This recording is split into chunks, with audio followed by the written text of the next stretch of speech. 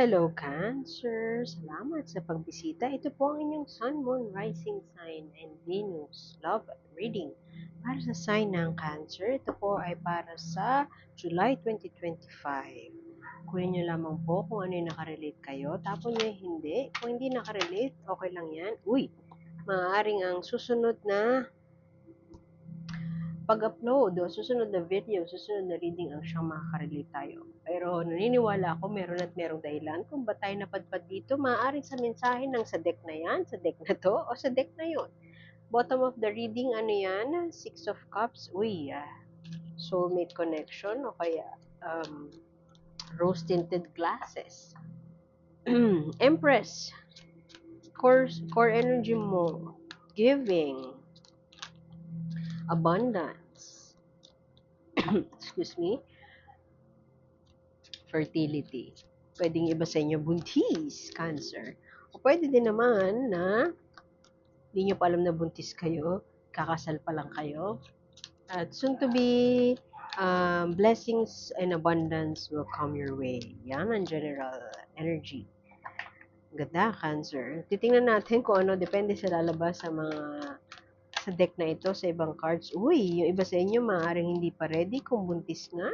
Hindi pa ready sa new chapter na ito. O kaya ay meron pang ibang pinagdadaanan. Pwede din naman na PPD, postpartum depression, meron ng baby, pero nakakaranas ng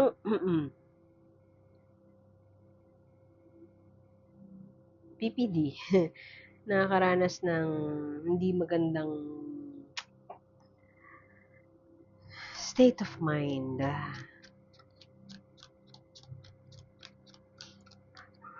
Like, share, and subscribe lamang po kayo para maabutan nyo yung pag-upload ng next video kung itong bagay na ito ay, or yung narrative dito ay hindi nagre-resonate sa inyo. Okay lang yan kung hindi mag-resonate kasi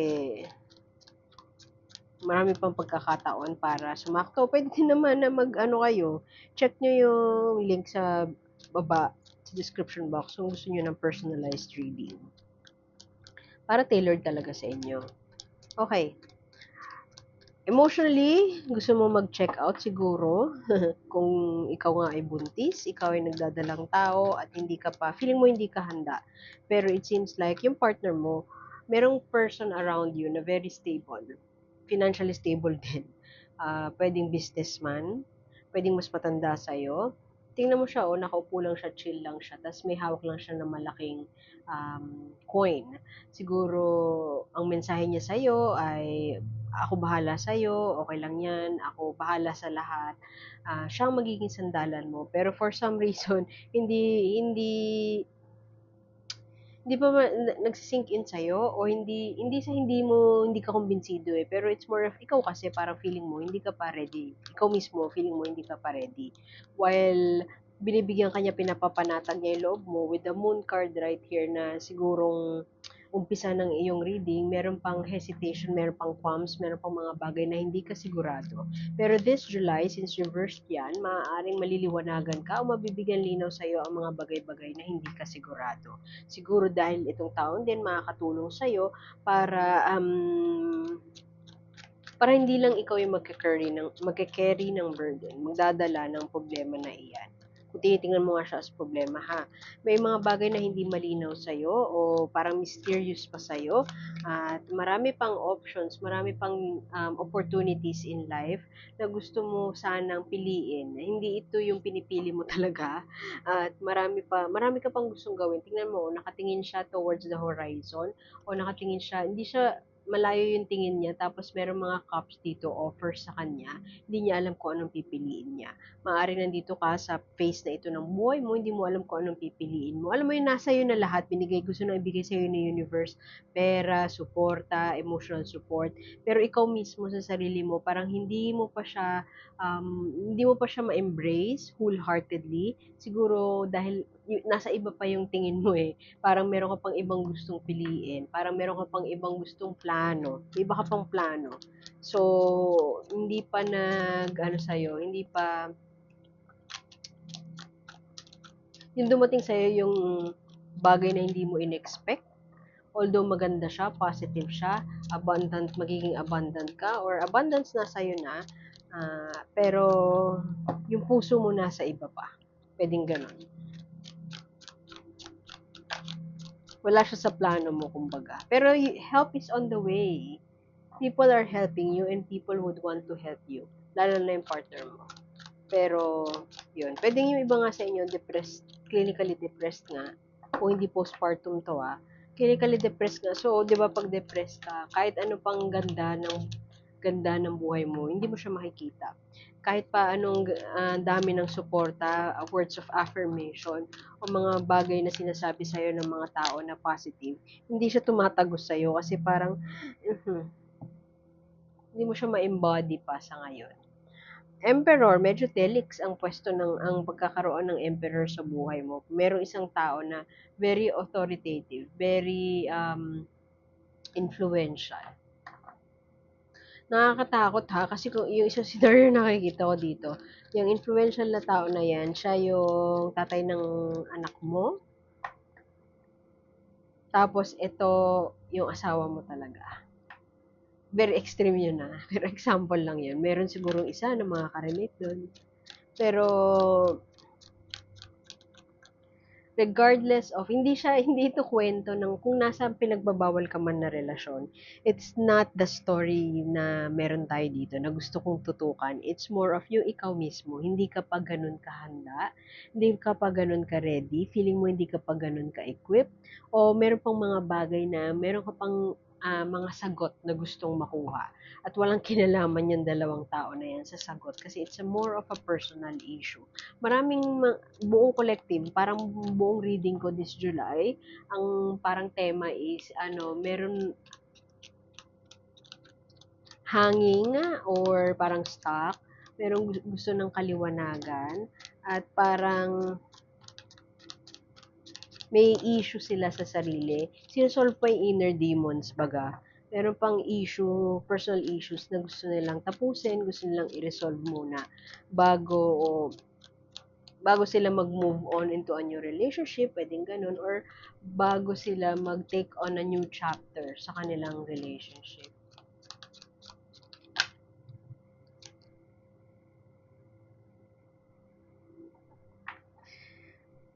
Cheating card to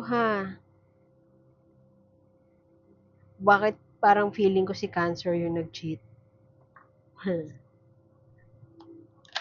Parang tumutugma dun sa kwento nung kung buntis ka man ngayon, hindi siya yung sa partner mo. Sa ibang tao siya.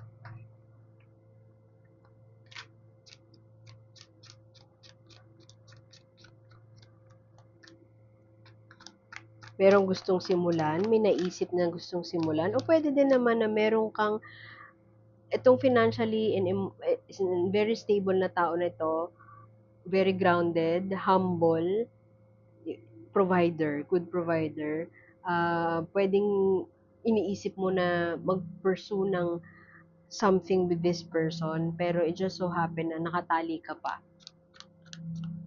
Doesn't matter kung yung nakatali na yan means nasa ibang relasyon ka pa It could also mean kasi nakatali ka pa sa trabaho mo, hindi ka pa pwede mag-leave, o kaya ayusin ko lang tong camera. Ay, ganun talaga siya. Excuse me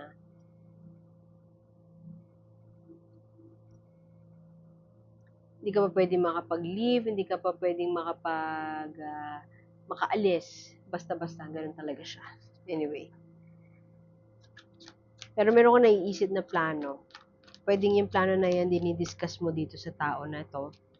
O, ang difference kasi kung meron mang dalawang tao sa buhay mo, sa romantic life mo, yung isa, very,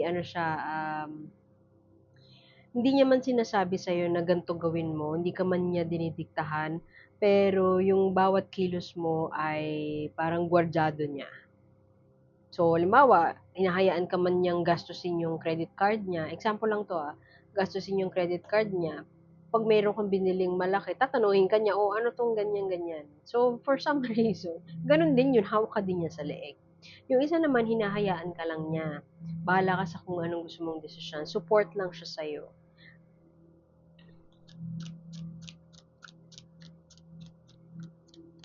So, maaaring doon ang gagaling yung naguguluhan ka.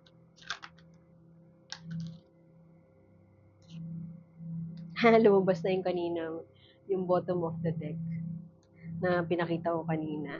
So, meant to be siya na magpakita sa'yo. Six of Cups in reverse. Sa mga cards na unang lumabas, I can't help but think na you might be dreaming of parang may rose-tinted glasses. Ano yung rose-tinted glasses? Parang, you refuse to see the reality of the situation.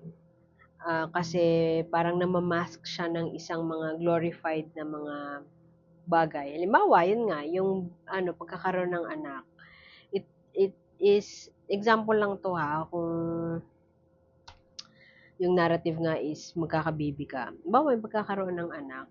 Kung tutusin, it's a glorified, para siyang, di ba, well wishes nga, congratulations, ganyan yung ibibigay sa'yo.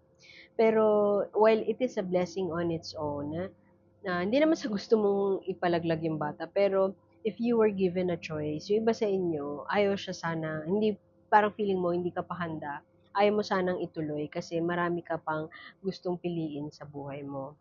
Pero nangyari na siya, and parang kinukumbinsi mo yung, actually, yung sarili mo. Yung tatanungin kasi, sino kinukumbinsi mo? Sarili mo? O kami, mga kaibigan mo, sabihin sa'yo, na um, parang okay na yan, kinukumbinsi mo yung sarili mo na everything, you will be happy again kasi may baby ka. Pero ang totoo, may issues ka pa na kailangang i-deal with na namamask, namamask nung pagkakaroon ng baby, pagkakaroon ng something. Look at that. Kaibang deck to ah. Charan! Empress and Empress. Double Empress, baby. Pero reverse siya lumabas. Ano ibig sabihin yan? You may be stretching yourself way too thin. Pwedeng umuoo ka sa mga tao o sa parang hinahayaan mo na dalawang tao ang nasa buhay mo dahil hindi ka nagsiset ng boundaries at pwedeng yung iba sa inyo people pleaser. And so kikimkimin nyo na lang at hindi nyo i-express kung ano yung dilemma nyo, kung ano yung issues nyo. Go lang ng go, yes lang ng yes. As a result, kayo ang mauubos, kayo ang masasaktan at kayo ang mahihirapan. Meron kang idea dito eh, no? Parang you have all the help that you need, pero ikaw mismo, hindi mo kailangan ng tulong kasi yung issue nga is your own. It's a personal issue. And, pwede nga na guilt siya, resentment, or,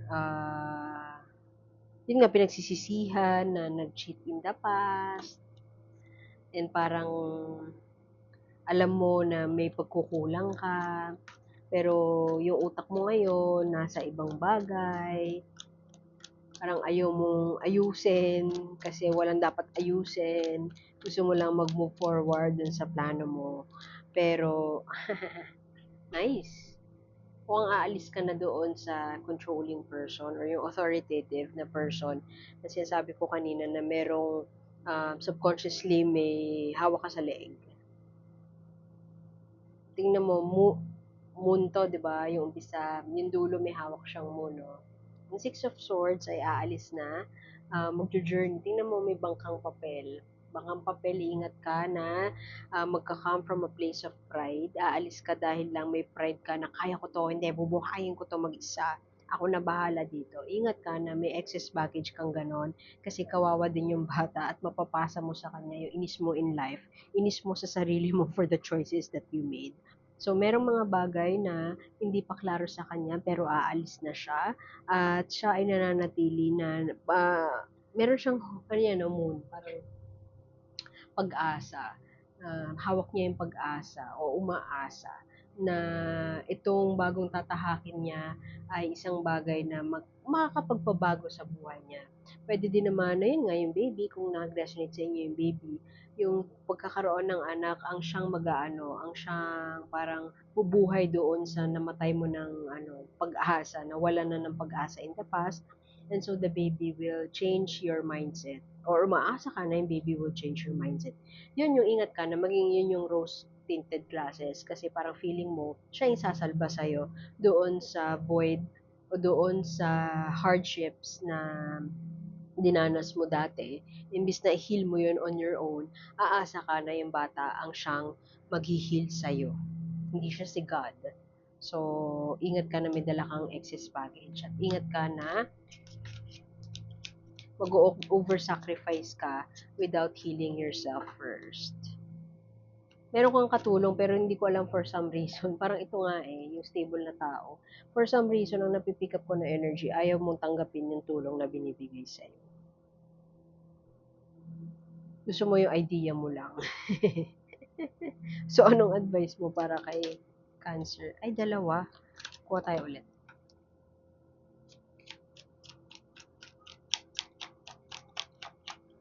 Sorry, Cancer, pero yun nga, yung napipick up ko din. Yung tigas ng ulo, tsaka pride.